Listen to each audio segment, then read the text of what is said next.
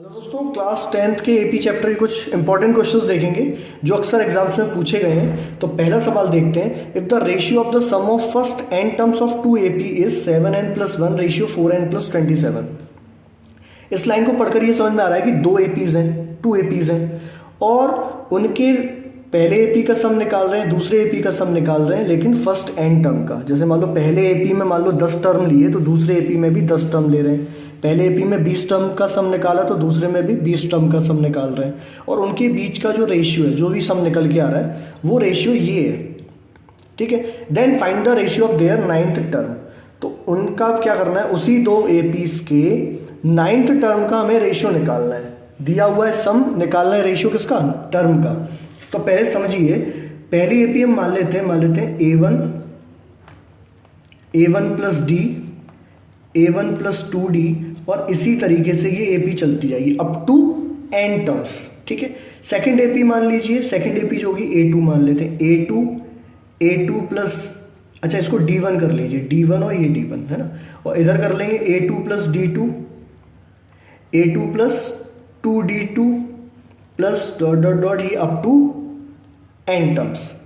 अच्छा, पहले एपी के सम को जैसे हम मान लेंगे Sn और दूसरे एपी के सम को मानेंगे S डैश n, क्योंकि भाई सम तो अलग आने वाला है ना, टर्म सेम है, n टर्म्स है देखो, ठीक है।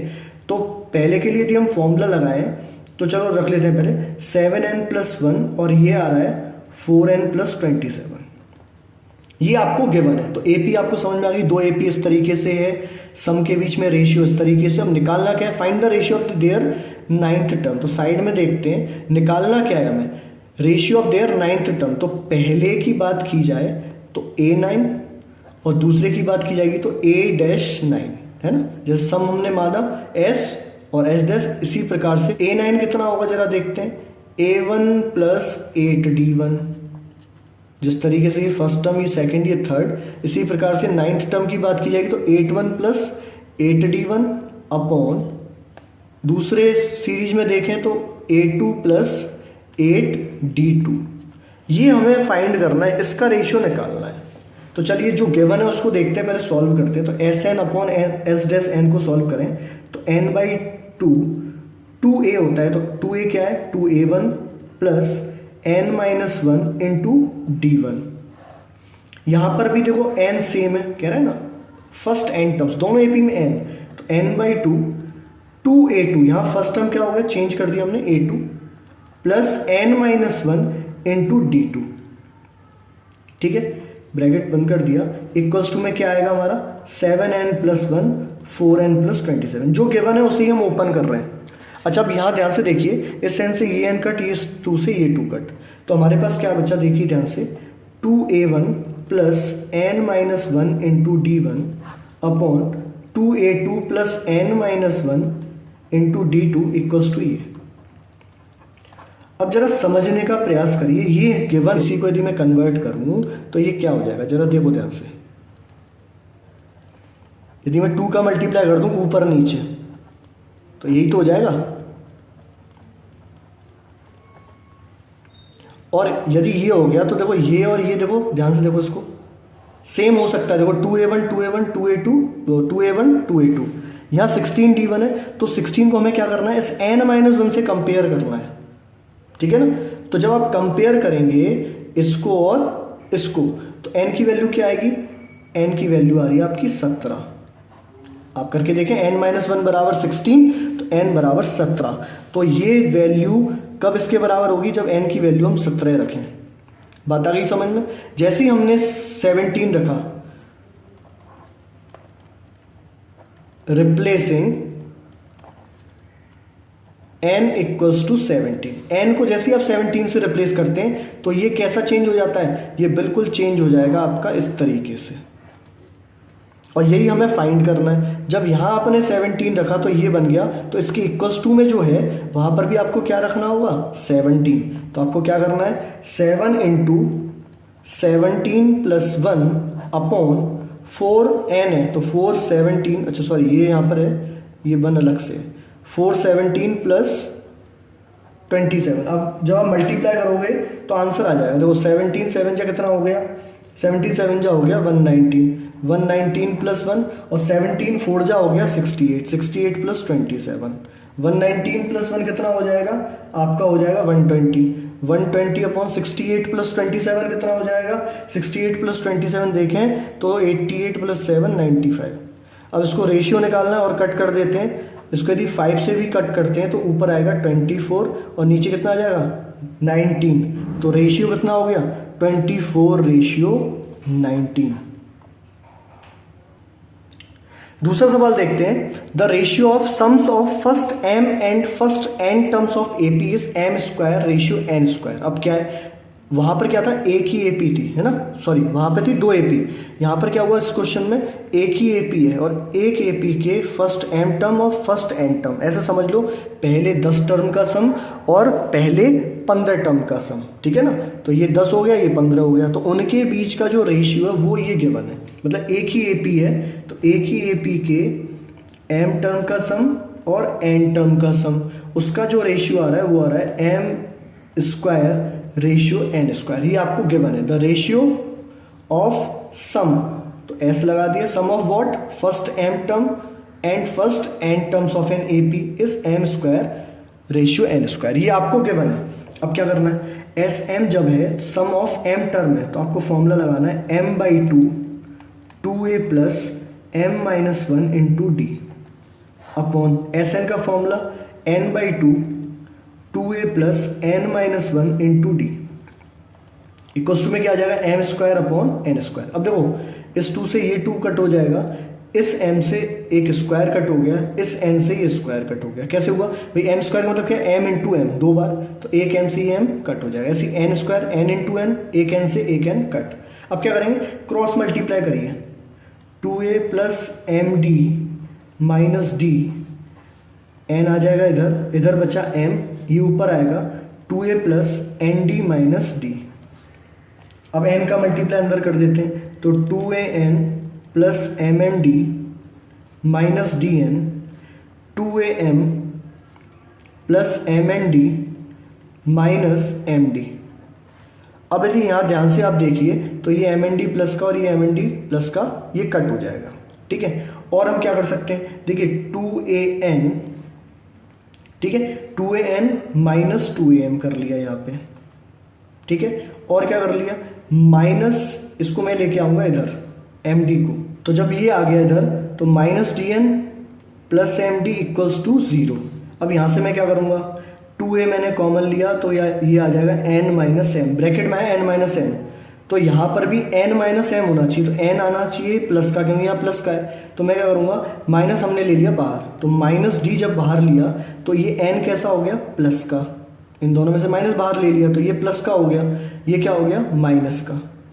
आप मल्टीप्लाई करके देखिए minus d into n minus d n minus minus plus d m, ठीक है। अच्छा अब देखिए यहाँ पे इसके पास भी एन एम है, इसके पास भी एन एम है, तो फिर से आप एन एम कॉमन ले लो, जब आप कॉमन लिया तो यहाँ क्या बचा 2a minus D equals to 0।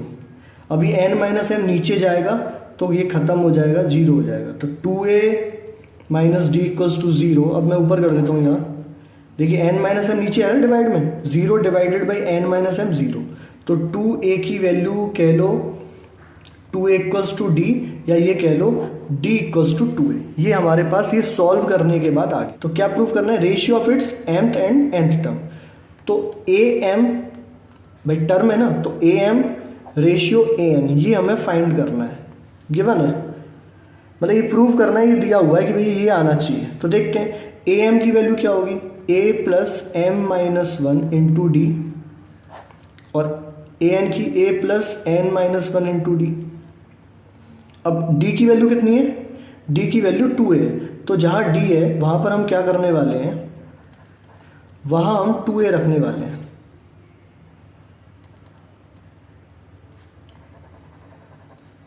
n minus 1 into 2a। अब सॉल्व करिए, a plus 2am minus 2a upon a plus 2an minus 2a, ठीक है। अब आप ध्यान से देखिए, एक तो a कॉमन आ रहा है, तो चलो a कॉमन ले लो, पहले a कॉमन ले लिया तो यहाँ क्या है 1 प्लस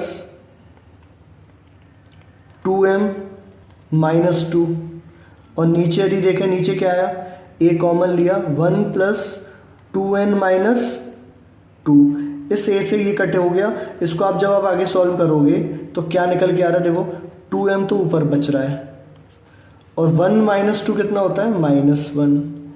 ऐसे नीचे क्या बच रहा है, 2n और 1 माइनस 2 कितना आ रहा है, -1। और देखो यही प्रूफ करना था और ये हमने प्रूफ कर दिया।